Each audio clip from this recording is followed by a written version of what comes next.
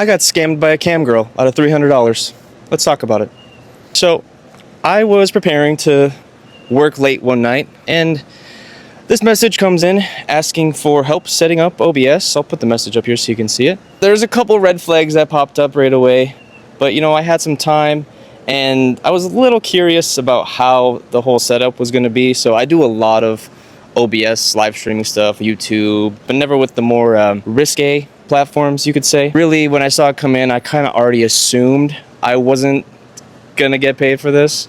So again, I think the curiosity got the best of me. When we actually got started, more things kept popping up, and we ended up having to take like an hour or so break for her to update her computer and then try to get OBS installed. And then when we finally got it, we jumped back in the meeting, and this whole time I'm trying to like get onto a Zoom call with her because obviously it's just so much faster. Every time I bring up like a Zoom meeting, she kind of like goes off subject or like changes the subject, and I'm just like, okay, whatever, it's fine. We can just work in the messenger, but it's just going to take longer. But we actually got it worked out. We got her stream working. She said that she was able to go live. She was able to go public, whatever she said. We hit a few more snags of like optimization as far as like the quality of her video. So we ended up working on that. Once we got to implementing the other kind of platforms that she was talking about, she had to like take off her work. She was running late. I didn't know she had to work that night. So we ended up cutting it short, and she wanted to pick it back up another day. I'm like, sure, we could do that. That's fine. And that was the end of the conversation. So yeah, the few days went by. I reached back out like, hey, do you still need help? Like, let me know. I'm available to work today. Didn't hear from her.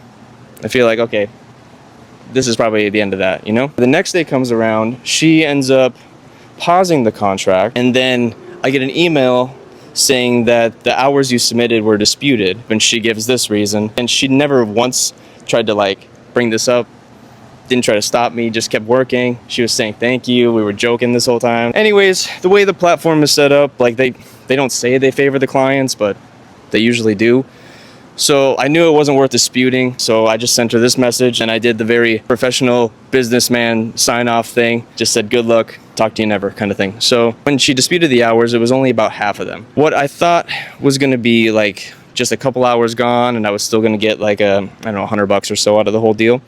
I was like, okay, this kind of worked out. It wasn't a total loss. And then, of course, yesterday I get the notice that couldn't process your client's payments, reach out to them to try to get her to send you money, basically. And I'm like, yeah, okay, because that's going to happen, sure. So yeah, basically, the whole thing was kind of a pain. So, Chloe, if you're seeing this, yeah, congrats, you got me.